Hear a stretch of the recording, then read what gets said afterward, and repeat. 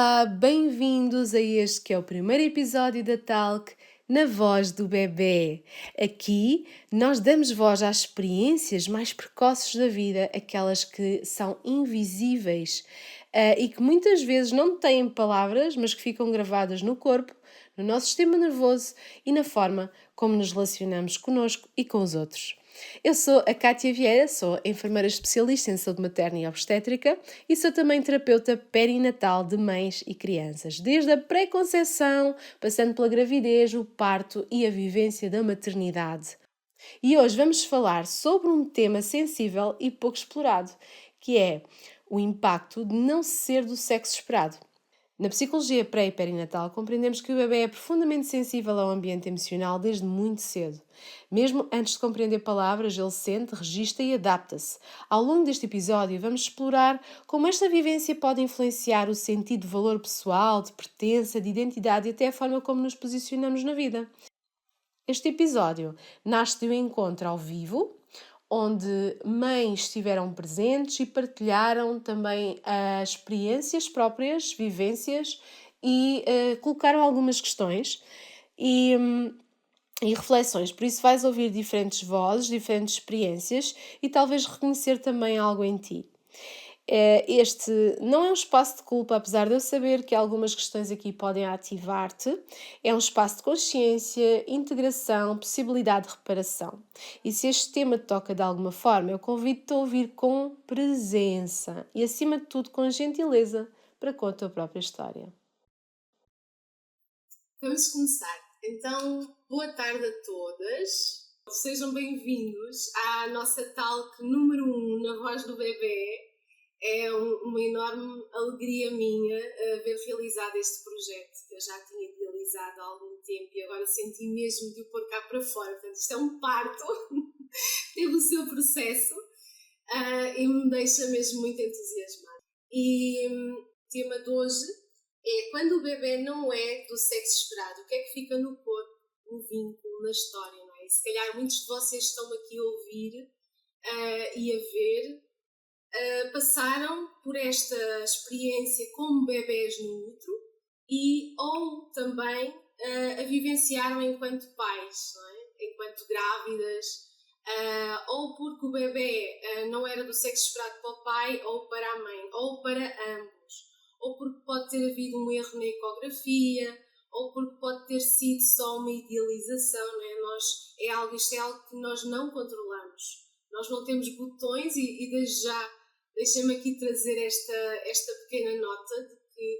este tema é algo que normalmente ativa os nossos gatilhos, não é? De mães, de pais, mas o que eu queria trazer aqui também é muito a história do bebê que nós fomos, nós agora adultas e adultos a viver essas experiências, para que vocês possam identificar e perceber como é que isso reverbera em vós, como é que aquilo que vocês viveram no útero pode estar presente agora com este tema, não é? Porque há muitos temas. Eu, com este Na Voz do Bebê e os insights do útero, quero mesmo trazer esta consciência para a humanidade e que possa chegar a toda a gente, o impacto daquilo que é invisível, não é? Daquilo que é invisível que aconteceu no útero, mesmo até antes da concepção.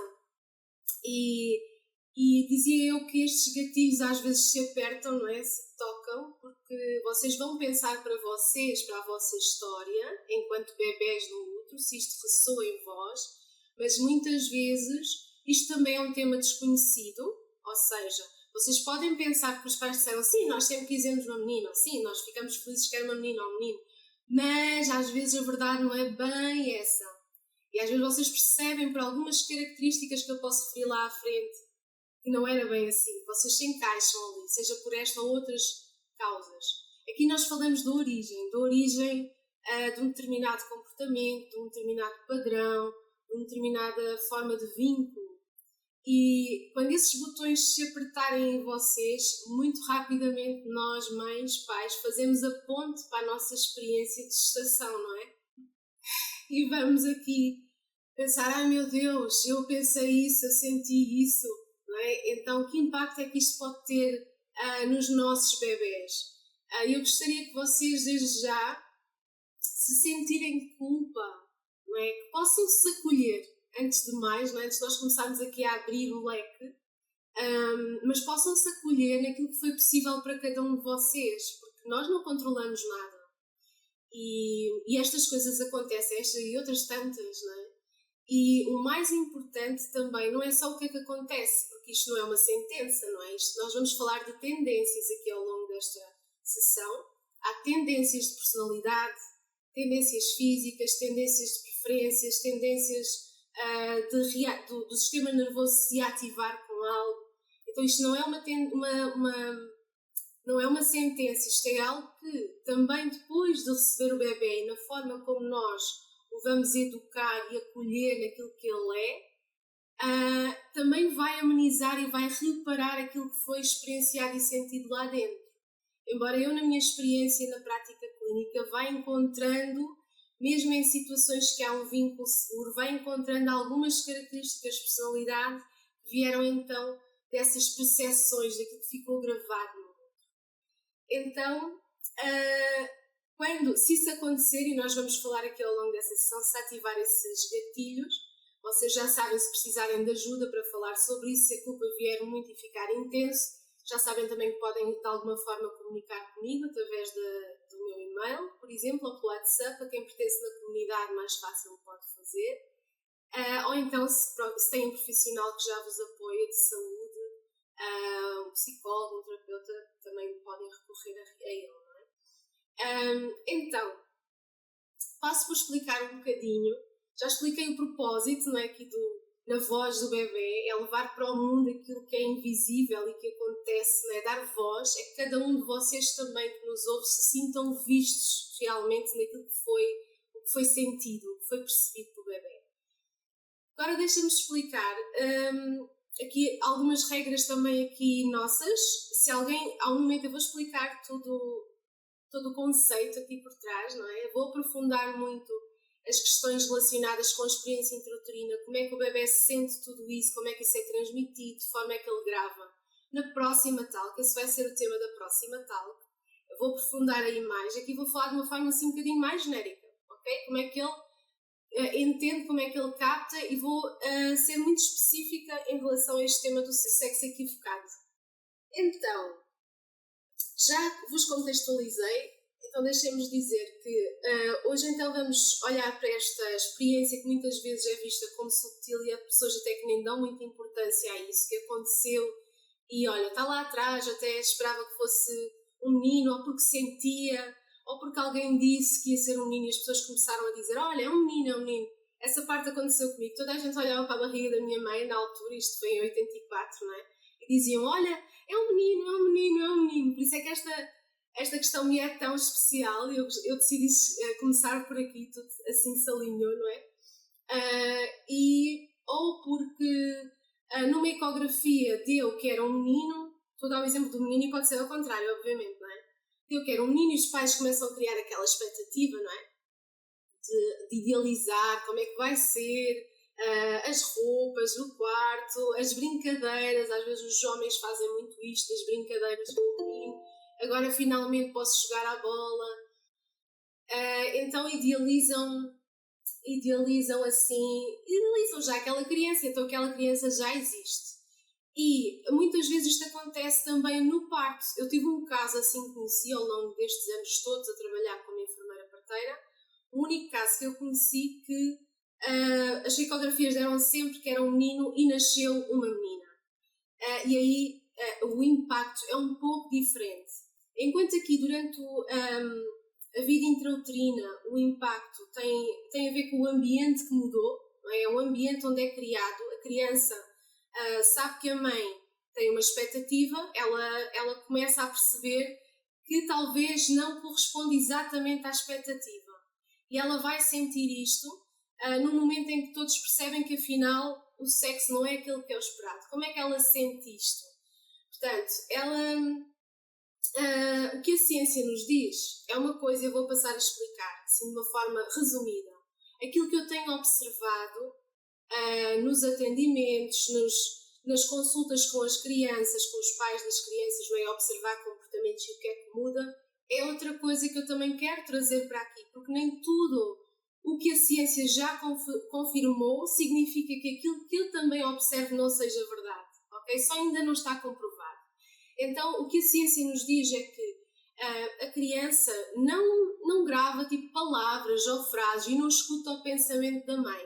O que ela grava e registra no corpo são memórias intrínsecas e somáticas, ou seja, ela percebe que o ambiente mudou de repente, que há uma sensação de desconexão, uma sensação quase assim de desamparo, de tristeza. Portanto, também começa a fazer um luto e pode até não o fazer, pode entrar em dissociação. E são outras formas não muito saudáveis de viver esta experiência, não é? E aí eu super recomendo a quem está grávida, se passa por isso e vê que está a haver dificuldade na conexão com este bebê, em se conectar com o bebê real e não com o imaginário, que procure ajuda. Porque pior do que aquilo que está a acontecer é ficar sozinho nisso, é não haver reparação. E vocês aqui vão perceber, quando eu digo que não é uma sentença, é que a reparação é mesmo fundamental para que esta criança se sinta bem-vinda tal como é. E para minimizar este impacto daquilo que eu vou nomear daqui em diante. Então, todas estas vivências, né, que pode acontecer na gravidez ou pode acontecer no parto, a criança percebe, como eu dizia, na gravidez, que é um ambiente que muda, que há uma conexão diferente, que há um humor da mãe diferente. Isto é transmitido também por neurohormonas através da placenta para o bebê. Então ele recebe esta informação. Isto fica registado no inconsciente, ninguém se lembra disto. Fica no inconsciente, na memória inconsciente. E fica também no corpo. Fica numa sensação. Então a criança vai aprender, a criança que fomos nós, não é já? Mas nós depois aprendemos a reagir. O nosso sistema nervoso adapta-se para ser aceito, para sobreviver, ok? É como se ele acreditasse que talvez aquilo que esperavam fosse melhor do que aquilo que ele realmente é.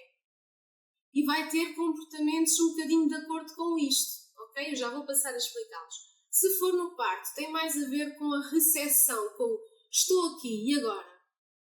Estão a ver, é um impacto assim grande, não é? Porque traz muito trauma de recepção. Nem tudo o que eu vou falar, nem toda esta questão do sexo pode ser exatamente um trauma, está bem? O trauma é aquilo, se o bebê, se a criança, se o feto que nós fomos, integrou ou não aquela experiência. Como é que a mãe sentiu ou como é que o pai sentiu e durante quanto tempo demorou a sentir esse mal-estar, não é? Essa rejeição, que é uma forma de rejeição, não é? À partida, e que pode ser transformado em algo que é a reparação, que depois promove o vínculo. Essa é uma das razões que pode fazer com que nós adultos tenhamos muita dificuldade em nos sentirmos realmente amados pelo nosso pai ou na nossa mãe. Pode-se também fazer com que nós pais que tivemos filhos assim, não é? Em que não era do sexo esperado, haja ali qualquer coisa, isto é muito sentido assim, haja ali qualquer coisa que parece que a gente não liga e não se consegue mesmo conectar. Em sistémica diz que pode ser aquele momento em que o amor parou de fluir da mesma forma. Ou seja, o vínculo, a forma como nos estávamos a vincular, houve qualquer coisa que o tornou esse vínculo inseguro. E isto, como eu disse, não é uma sentença, ou seja, se nós formos pessoas que praticamos parentalidade consciente só por si, que já reconhece a criança como ela é, não é? Já aceita a criança como ela é, já faz reparação. Mas ressalva, esta reparação pode e deve ser feita logo na gravidez. Okay? É muito importante. Se nós percebemos isto e estamos com dificuldade em integrar, é preciso trabalhar para que esta reparação seja feita. Então, isto não é para trazer culpa, não é? É para trazer consciência, porque nós crescemos com esta consciência, nós expandimos com esta consciência e sabemos melhor olhar para os nossos filhos e perceber aquilo que eles nos estão a trazer, com alguns comportamentos que vocês já vão aqui também poder identificar. Então, o bebê não precisa de compreender as palavras para sentir efetivamente se a sua chegada é ou não bem-vinda. Okay? Ele não precisa de perceber as palavras ou que vocês tentem disfarçar. não é, dentro de vocês, não está tudo bem, mas está ali aquela sensação que ficou no vosso físico. E quem sabe, isto acontece tantas vezes, eu vejo isto tantas vezes, que é, ativa-se em nós a nossa própria dor de termos sido essa criança que não foi exatamente o sexo esperado por algum dos pais. E isso, se vocês conectarem com o corpo vai trazer essa sensação. Vocês podem ver em vocês e perceber em vocês que essa sensação está presente. E às vezes, se já tive essa ferida, pode ficar mais difícil essa conexão. Então é mesmo preciso ajuda para libertar, porque como eu vos dizia, a memória está no corpo. É a forma como nós registramos, é somática, intrínseca, fica no corpo. Gera uma resposta adaptativa, ok? Mas não é sentença, ou seja, ela pode mudar. E ele capta, este bebê vai captar estados emocionais, fisiológicos e relacionais. Como é que é a relação? Como é que a minha mãe se está a relacionar comigo? E vai transportar isso para as relações futuras. Portanto, aqui, se nós formos questionar, então, o bebê no útero, o que é que ele vai sentir quando vive esta experiência? Eu não sou quem eles queriam que eu fosse. Eu não correspondo à expectativa. Isto são algumas ideias que não são bem assim, não são palavras, ok? São sensações corporais que ficam registadas e tornam-se crenças inconscientes, a tal memória implícita que eu falava, inconsciente, mas que está lá.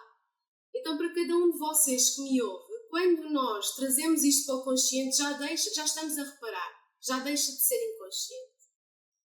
E ele vai dizer, vai sentir, pensar algo assim, muito inconscientemente. Há algo em mim que não encontra plena celebração. A sensação de ser celebrado, sabem? De se alegrarem com a presença dessa pessoa, desse sexo.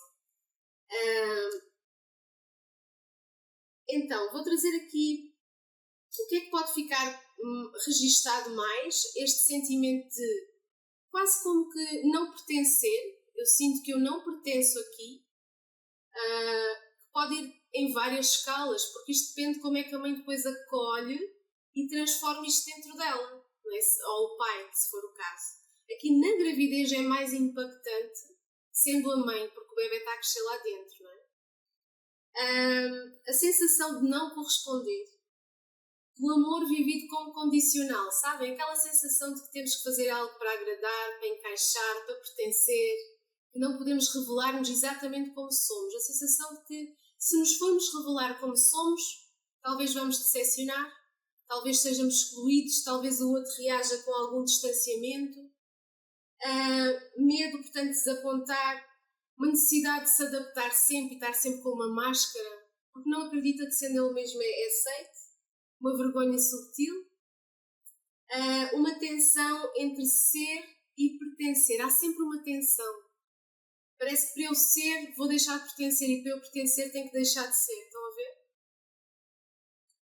E a criança, estamos a falar de uma criança, por exemplo, se é uma experiência, agora vocês podem observar nos vossos filhos cheios de comportamento, mas eu não quero que façam logo assim uma ponte linear, porque não só a questão de ser do sexo inesperado traz estes tipos de comportamentos, está bem? Há outras causas também, isto deve ser visto sempre de uma forma integrativa, multifactorial até, ok? Então é preciso analisar, porque há outras questões até da experiência intrauterina, das vivências perinatais e pré-natais, que podem causar o que eu vou mencionar. Então esta criança, atenção que não tem só características que podem limitá-la, não é? E condicioná-la de forma mais negativa, digamos assim, mas também traz características positivas, ok? Também há muita força em ter vivido esta experiência. E aqui abro aqui um parênteses, porque isto, aliás, não devia ser um parênteses, devia ser assim letras grandes. A forma como nós estamos a olhar para aquilo que foi a experiência da criança e vemos a força dela também nisso, é fundamental.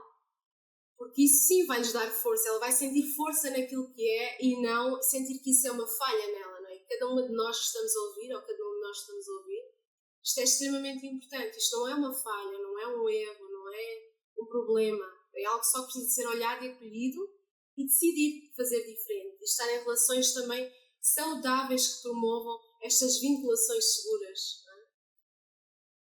Então a criança que passa por essa experiência é sim uma criança que desenvolve sensibilidade em perceber o outro, está muito atento ao olhar do outro. Às vezes é uma criança que está muito atenta e à busca de aprovação do olhar, através do olhar dos pais, faz qualquer coisa e busca aprovação. Alguém pergunta alguma coisa e ela busca aprovação no olhar.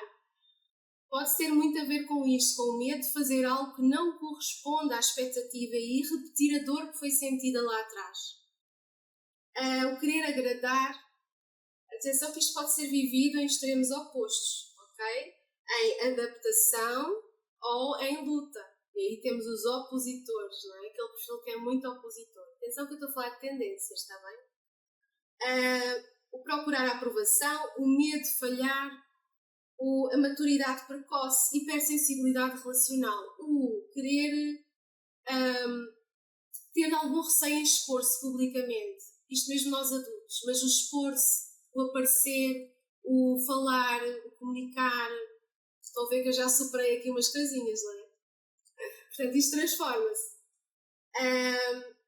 Agora vou falar desse lado assim mais em luta, não é? Que é a irritabilidade, porque a criança pode estar numa eu sou como sou, não é? E trazer aquele lado dela em forma mais de quase teimosia, desde um lugar de lutar por quem é, de mostrar que tem um lugar aqui sim, mas em zanga, estão a perceber? E não em oposição a tentar adaptar-se, ok? Tentar adaptar-se e ser o perfil boazinho ou bonzinho, para ser aceito e amado como é. Tudo isto fala de segurança na relação, no vínculo. A resistência ao controlo. Crianças tendem muito a ter dificuldade em ser controladas, não é? Não sentir, aliás, não é ser controladas, que a gente não deve controlar ninguém, nem as crianças, mas de sentirem que algo que vem de fora, uma comunicação, seja controle. E se a comunicação for mesmo em jeito de autoridade, pior, elas reagem muito mal. Normalmente reagem mal. Dificuldade em ter expectativas, ou medo de não corresponder a essas expectativas. Mas eles normalmente também têm a tendência para ter expectativas altas e expectativas diferentes daquilo que está a acontecer, porque vão repetir um bocadinho aquilo que foi a experiência do progenitor, que viveu essa mesma rejeição, não é? Digamos assim, rejeitou. Portanto, algumas crianças respondem tornando-se aquilo que acham que vai garantir amor. Outras respondem lutando contra a dor de não terem sido plenamente recebidas. Vão ficar ativados aí? Digam lá. Um bocadinho, não é? É um bocadinho. Mas a gente cuida, a gente vai no final cuidar assim um bocadinho só disto, mas eu espero que com o conhecimento vocês já consigam aqui acolher aquilo que foi possível para cada um de vocês. Olha, aconteceu comigo também, tá? Aconteceu comigo foi na primeira estação. Então, nós adultos agora, vamos ver também, para além do que eu falei, porque é diferente. Há uma coisa importante para dizer ainda sobre as crianças. Imaginem que a mãe esperava um menino e tem uma menina, não é? E depois vem um irmão que é um menino. Isto pode trazer conflitos entre os irmãos. Porquê? Porque aquele menino é o tão esperado, aquele sim é o desejado. Então isto pode trazer conflitos nos irmãos quando eles são um casal e viveram esta experiência, ao contrário, não é? E vem também aqui desta ideia inconsciente que não é, que lhe falta qualquer coisa, que aquele é que é o amado e preferido. E às vezes, sem querer, com inconsciência, os pais acabam por lidar mesmo dessa forma, porque às vezes a criança mais velha é sentida assim um bocadinho como se fosse amada a fita e o pequenino é que é o bonzinho porque é pequenino, não é? Às vezes entra um bocadinho nestas dinâmicas e é preciso também esse cuidado, não é? Nas relações com a criança, no vínculo. Então aqui, nós adultos, necessidade de provar valor, é aquela sensação sempre que a gente tem de que não estou a fazer o suficiente, eu tenho que sempre provar o meu valor, e então temos que nos policiar muito para perceber de que lugar é que nós estamos a fazer determinadas ações, a nos relacionarmos com os outros, não é? No vínculo com os outros, no trabalho. Aqui eu chamo muita atenção também a questão dos profissionais de saúde principalmente, não é? No cuidado, porque nós sem querer vamos trazer aqui as nossas dores e as nossas feridas para o cuidado também do outro. medo de rejeição, dificuldade em relaxar na própria identidade, ter a sensação que têm sempre que não podem ser verdadeiros, têm qualquer coisa que têm que esconder porque senão ou vão ser criticados ou não vão ser aceitos ou vão, não é? A sensibilidade à crítica, são pessoas que habitualmente têm muita sensibilidade a serem criticados. Procura de validação constante, dificuldade em expor-se, já disse, apresentar trabalhos, sustentar essa exposição, medo de decepcionar, atenção entre autenticidade e pertença, que eu já falei sobre a criança também. Vínculos onde a pergunta de fundo é sempre assim: se for mesmo eu, continuo a ser amado ou amada? Há uma dúvida, é uma sensação.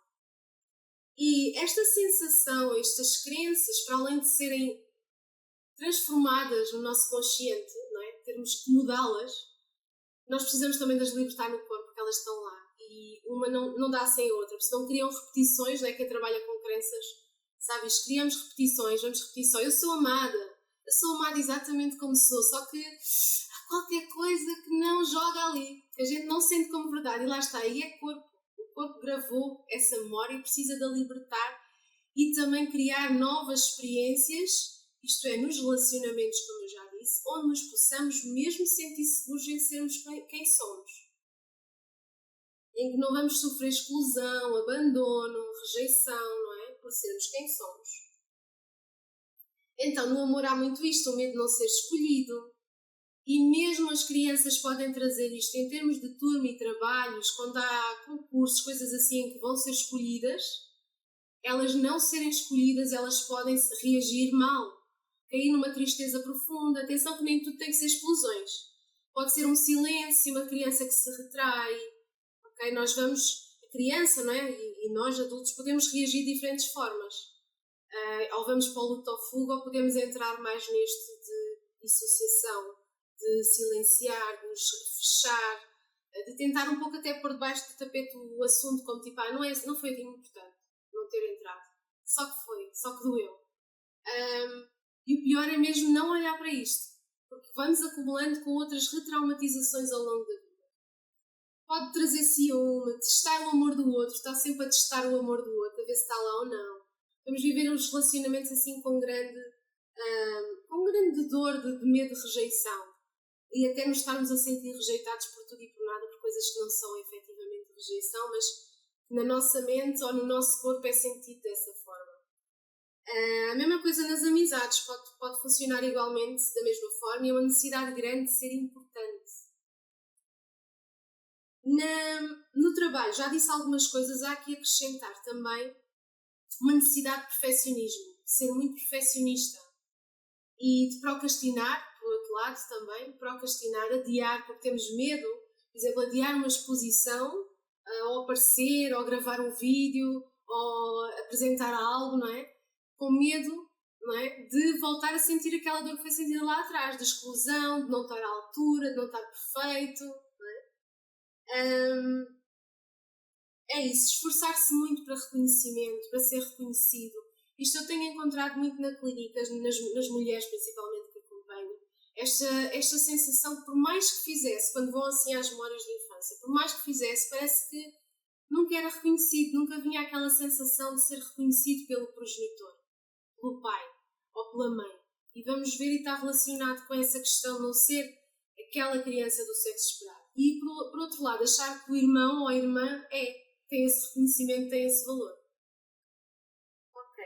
Então, posto isto, não é? Eu disse-vos que não eram só aspectos negativos, não é? Também há aspectos positivos, graças a Deus, se nós olharmos para eles e virmos a força deles e transformarmos também aqueles que estão a ser mais negativos em nós, ou que começamos a observar nas nossas crianças, melhor, não é? Então, o que é? É a grande sensibilidade, que eu já falei há pouco, é ser empático com o outro, é poder aprender a ler o outro, não é? Para perceber o que é que o outro precisa, o que é que o outro quer, não é? Para também se saber adaptar àquilo que o outro quer.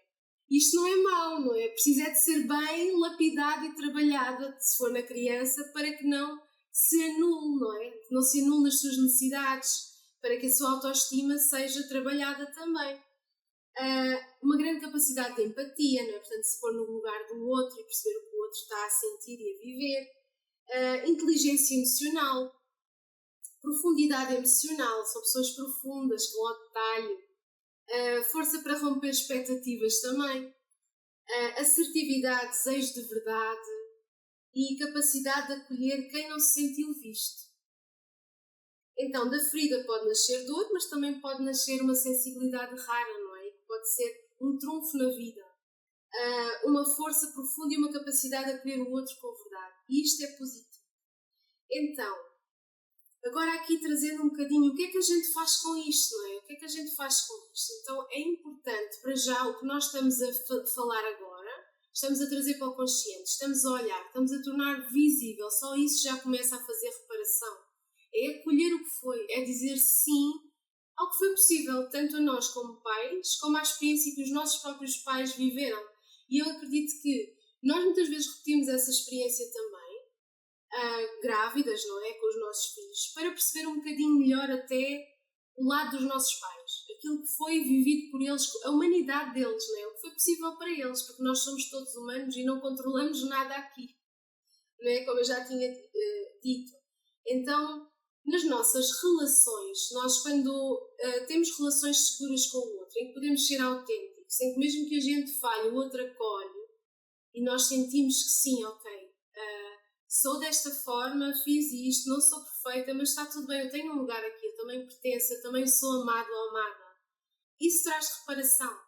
E nós com as nossas crianças, já quem está grávida, com o bebê no útero, pode trazer esta reparação, dizer, tu és perfeito exatamente como és, o teu sexo é o sexo mais certo para ti, para nós, a viver esta experiência agora contigo, nós somos os pais mais certos para ti. Isto são frases reparadoras.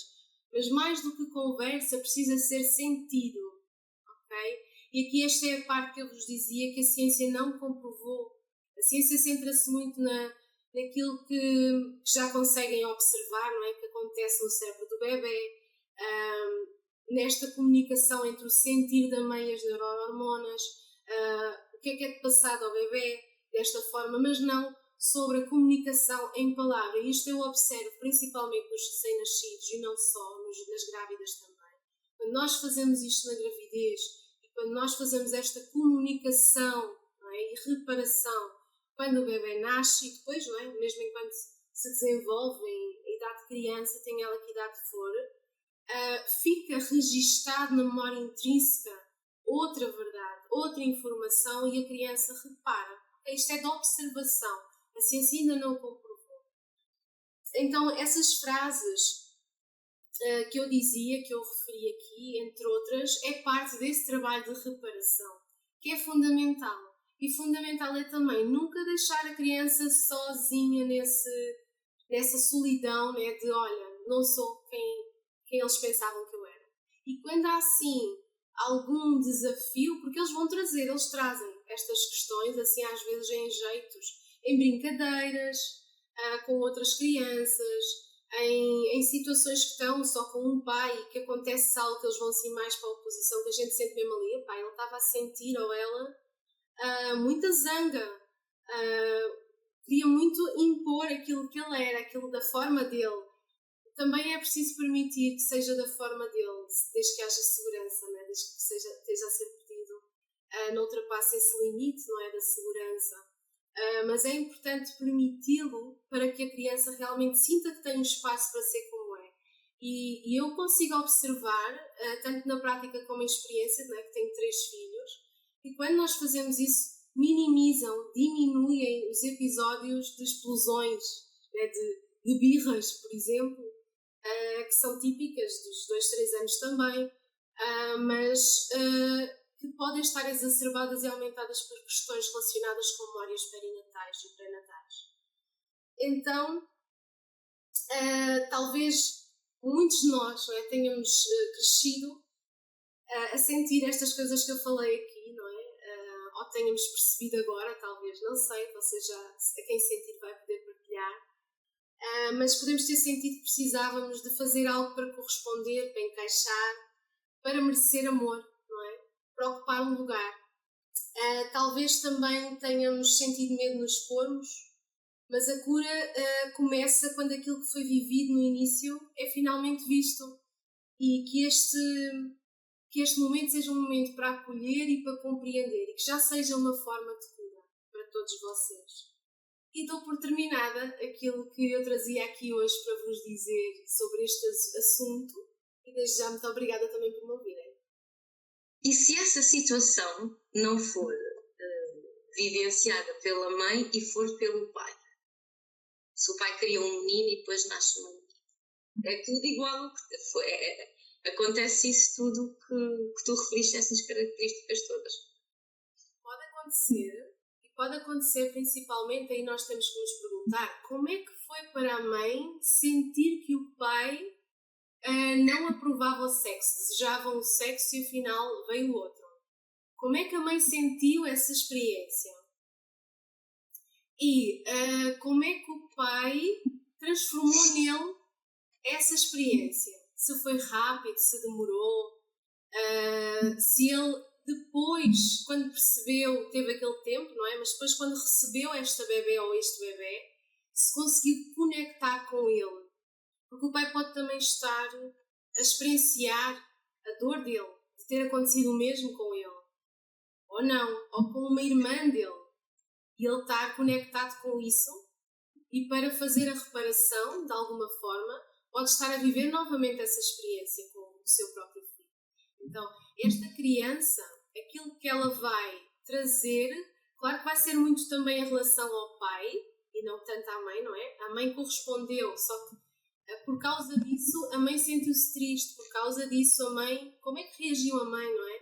Então, esse impacto vai sempre ser lido dependendo do tempo que durou e em relação ao progenitor que não aceitou tão bem o sexo.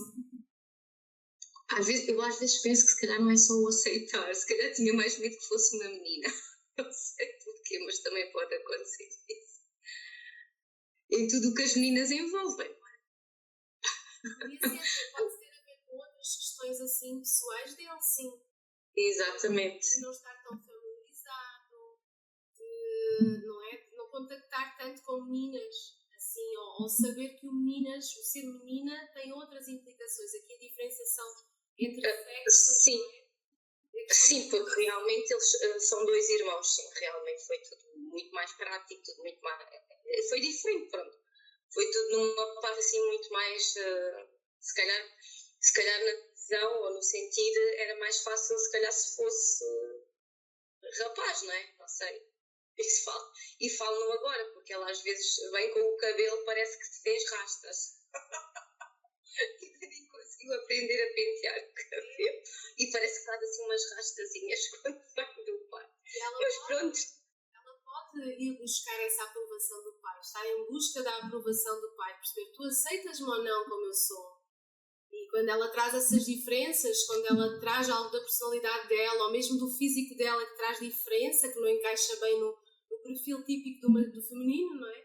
Que é tão variável, mas isto depende muito das crenças dos pais. É ela sentir que o pai a aceita tal como ela é e a mãe não continua vigilante nisso, porque às vezes nós é que não, nós nem estamos a viver a experiência e observamos que o pai é que não integrou e não aceitou que há ali algo, nós é que podemos estar muito atentas a esse vínculo, à qualidade desse vínculo e ter nós também esses medos e estar a interferir de forma indireta, não é? Na vinculação, na relação, com esse nosso estado de alerta e atento à forma como o pai vai reagir e acolher como é uma menina. É algo que é importante também lidar. E é engraçado que ela não gosta nada de brincadeiras de meninas, adora só brincar com os rapazes, só gosta das brincadeiras dos rapazes, e onde ela se sente bem é que os melhores amigos são meninos e realmente ela é tudo o oposto, supostamente, não é? Do protótipo das meninas.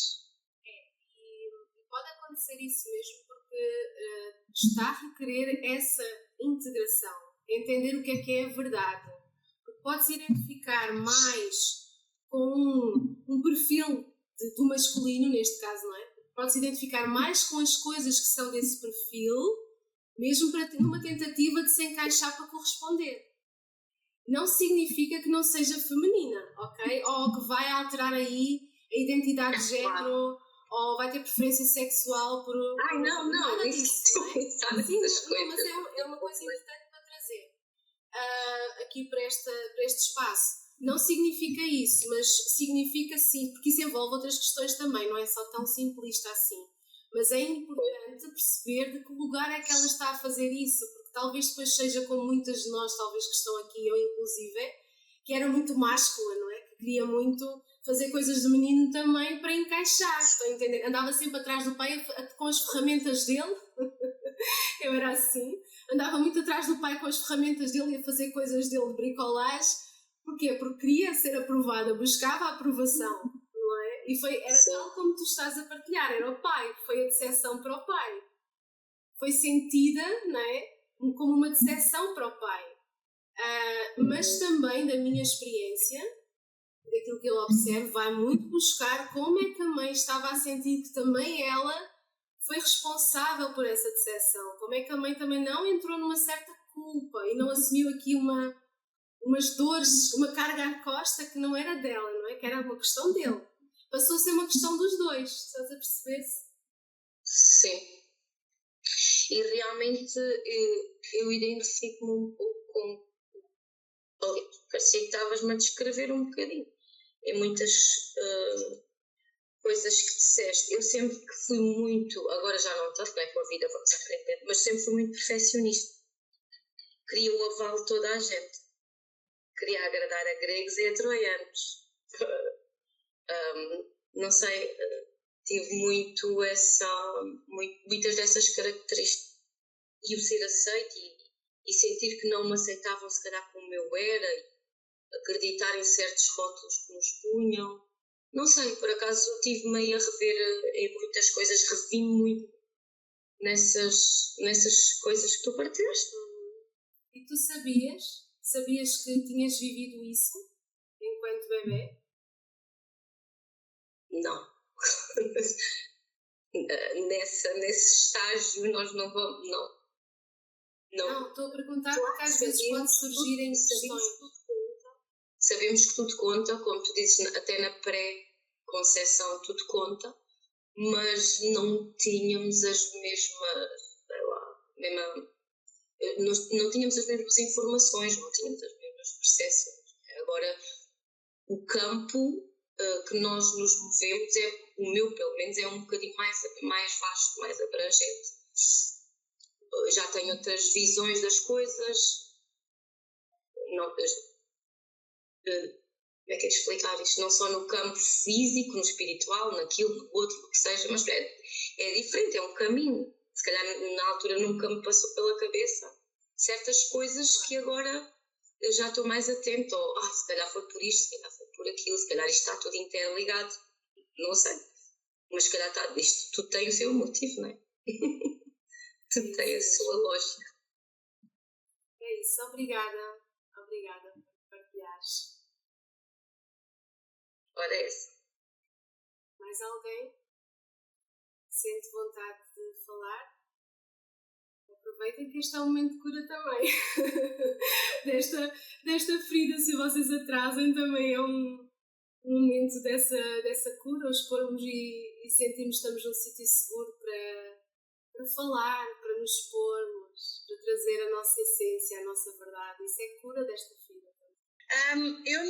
Eu tenho muito isso, mas eu não sei se é muito por ter sido do sexo diferente ou mesmo as expressões da minha educação, mas pela descrição eu acho que o meu marido tem isso. Calhar estou para tudo dele, a maneira de nos educarem é sempre muito estrito e a mulher tem tendência a ser a que toma o papel de cuidar dos outros e tudo mais, por isso o lado perfeccionista meu, acho que vem desse lado, ter tido uma mãe que é muito assim de ter as coisas certas e tudo acontecer certo, mas eu acho que o meu marido tem isso, porque o meu marido é um rapaz de 3 e ele é o filho do meio e eu acho que os pais dele só tinham pensado em 2 filhos e ele era o segundo, então veio o irmão mais velho e ele era para ser menina. E não veio menina, mas ele tem muito isso, tem muita percepção das emoções das pessoas, tem muito de tentar agradar até hoje, 36 anos e mesmo assim ainda luta com essa vontade de vos agradar e agradar a toda a gente à volta dele e ser the peacemaker. E eu acho isso difícil para mim, porque eu sou assim muito lutadora e muito de ter vindo de uma casa em que tudo era muito estrito, agora quero fazer do meu jeito, e depois ter um marido que é muito de agradar. Foi assim muito uma batalha e muito crescimento em perceber que eu tive nesse papel em que tive que agradar porque tive que agradar, enquanto na minha cabeça ele escolhe agradar, mas perceber que há coisas por detrás disso e tem um valor necessário aceitar como onde ele está agora, da mesma maneira que ele aceita onde eu estou agora, com os meus defeitos e as minhas coisinhas e juntos trabalhar, em vez de um contra o outro, juntos trabalhar para esse fim. Mas também temos um outro problema, que eu acredito nestas coisas e ele não acredita nestas coisas, então fica assim um bocadinho tricky, but faz a viagem um bocadinho mais interessante, let's say. Sim, é um bocadinho o que tu disseste, pode ser o que estás a identificá-lo, portanto identificaste, sabes, isso é muito típico quando se tem um menino, não é? Eu não falei nisso aqui, ainda bem que o trouxeste. Quando se tem um menino ou quando se tem uma menina, a maior parte das pessoas espera que a seguir então seja e começa a criar as tais expectativas, algumas sim, outras não o fazem dessa forma assim muito entusiasta, mas pode acontecer e o que tu identificaste está claro, não é? O comportamento. Mas há uma coisa também que é aqui muito cultural, isto é cultural também, esperar menino, esperar menina, e o peso que tem ser menino e o peso que tem ser menina, não é? A nível cultural e desde lá de trás da ancestralidade.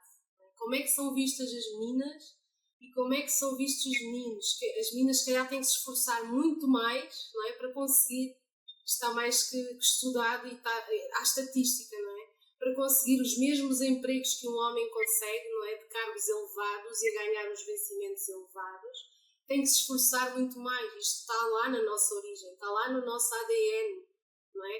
E pode vir muito daí, não é? Também a questão que tu partilhavas sobre ti. E vocês, é engraçado, até podem estar com a mesma questão, sabes? Só que vivida, um vive num extremo e outro vive no outro extremo, não é? Eu acho que sim. Juntos em equilíbrio. Foi assim, não sei como é que fomos buscar um ao outro, mas sim, acho que é isso, sim. E parte de acolher, sabes? De acolher cada um tal como é. O que é possível para cada um. Eu acredito muito nisso e nós sabemos agora de reparação do trauma, vem muito daqui, de estar com alguém, e pode ser um terapeuta, não é? Se as relações não funcionam assim, pode ser um terapeuta. E estar com esse alguém que traz esse acolhimento e nos permite ser quem somos e nos expressarmos naquilo, na nossa sombra e na nossa luz. E para mim foi muito interessante me perceber que a coisa que me fez, as características nele que me fez me apaixonar por ele são as características que agora me irritam, que é aquela coisa de ser muito cuidadoso, pensar muito tudo o bem-estar de toda a gente. Ele ainda é como é que se diz, o terapeuta da mãe e do pai também, mas principalmente da mãe. E o irmão nasceu muito mais tarde, não mais novo. E ele é que esteve lá quando o irmão era bebê, porque o pai estava muito a trabalhar e tudo mais. E são estas coisas que no início me fez atraída por ele, esse cuidado todo. E depois há dias que eu fico assim, mas como é que eu posso ter apaixonado por ele por causa disso? E agora estou aqui irritada com isso tudo, mas sim. A vida é extraordinária, não é? Traz-nos aquilo que nós precisamos, não é?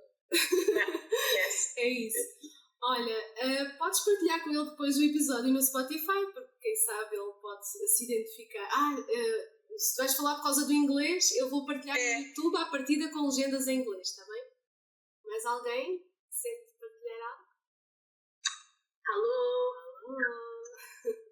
Olha, eu estava aqui a ouvir e estava a refletir sobre a visão das minhas filhas.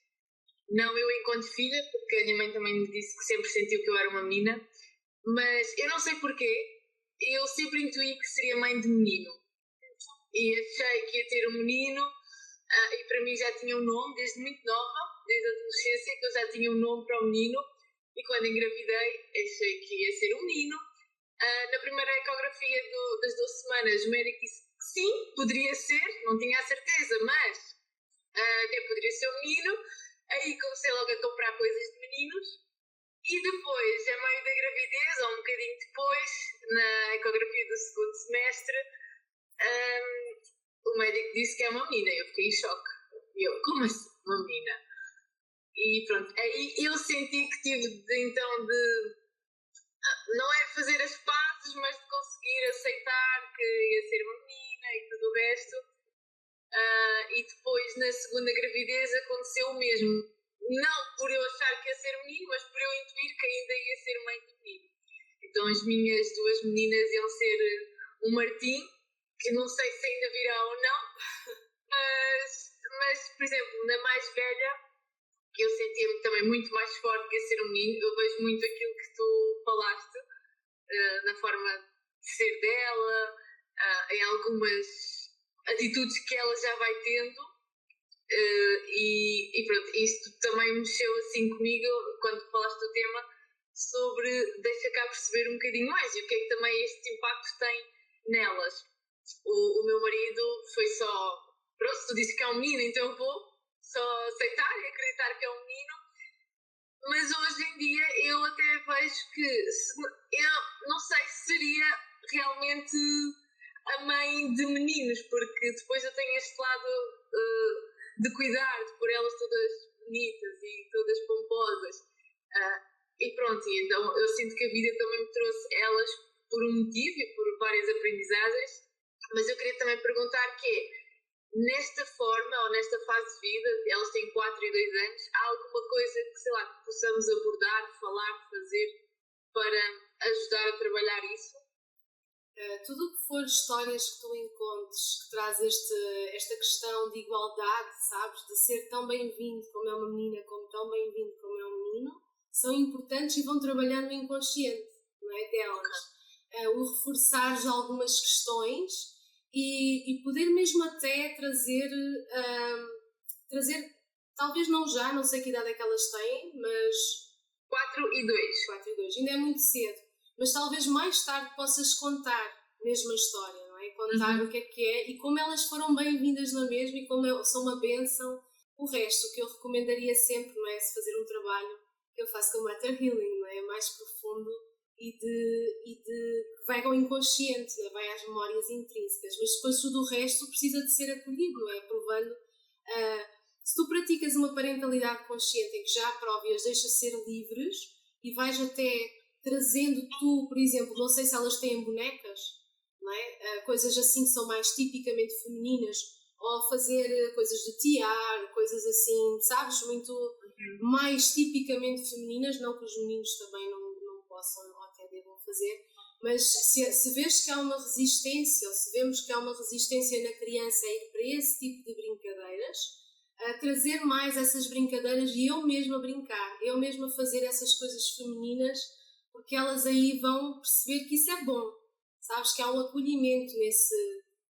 o brincar com bebés meninas também, os dois, juntar os dois, imagina que tens um bebé menino e um bebé menina, não é? Um neném, que seja, whatever, o sexo feminino e masculino, e mostrares que não há diferença no cuidado ao brincar, porque eles reparam o trauma através da brincadeira. Para fazer estas brincadeiras que eu estou a acolher e cuidar igual, através do brincar, ajuda no inconsciente a ficar essa ideia de igualdade, de acolhimento, de merecimento, não precisar de corresponder à expectativa. E está tudo certo. Isso seria assim na prática o que eu te recomendaria, fora esse trabalho, não é? Vai lá mais direto. Sim, por isso das brincadeiras, elas têm um lado também muito de energia feminina, dos bebés, de cuidar, de dar maminha, de fazer penteados, tem muita essa energia feminina. Mas pronto. Fazes, não é? Porque tu já o fazes e o teu trabalho também é assim muito feminino, não é? Sim. Obrigada. Obrigada também. Mais alguém? Se mais ninguém sente de partilhar nada? Sim? Não? Vou então fechar aqui o nosso encontro. Sim, Rosana, chegaste à frente, queres falar? Não. Está bem. Se mais ninguém sente então de partilhar nenhuma experiência, eu vou agradecer a vossa presença, agradecer as vossas partilhas e olha, se desejam continuar aqui a acompanhar estas talks connosco, continuem a inscrever-se, gosto muito de vos ter presentes e partilhem com outras pessoas que vocês conheçam. A gente vai lançar isto depois no Spotify na quinta-feira, se espero conseguir cumprir até lá, e então aí poderá ser partilhado e poder chegar a toda a gente. Então que este tenha sido assim um momento também de cura para vocês, para poderem assim abraçar quem vocês foram e sentir-se aceitos como são e pertencentes como são, merecedores de estar aqui exatamente como são, e os vossos filhos também. Tá bem? Muito obrigada e até já, continuamos juntos lá na comunidade. Beijinho, obrigada. Obrigada, bom dia. Obrigada. Tchau, beijinho. Tchau, beijinho. Tchau, beijos. Se este episódio ressoa contigo, há algo importante que quero que leves contigo. Aquilo que sentimos hoje muitas vezes começou muito antes do que imaginamos. E quando olhamos para essas experiências com consciência, sem culpa, é possível transformar. Se sentes que este tema está presente na tua história ou na relação com o teu filho ou filha, podes aprofundar através do acompanhamento Matter Healing, um processo que eu desenvolvi de ressignificação de trauma perinatal, onde trabalhamos estas memórias desde a raiz de forma segura e integrada. O link está na descrição. E se este episódio fez sentido para ti, partilha com alguém que possa precisar de ouvir isto hoje. E segue-o na voz do bebê para continuares esta jornada. Porque quando damos voz ao início da vida, mudamos tudo o que vem a seguir. Obrigada por estares aí. Se ainda não me segues, tens aí o botãozinho, coloca um gosto e seguir, para estares a tempo de receberes notificações sempre que eu fizer uma partilha nova. Com isto me despeço e seguimos juntos. Até já!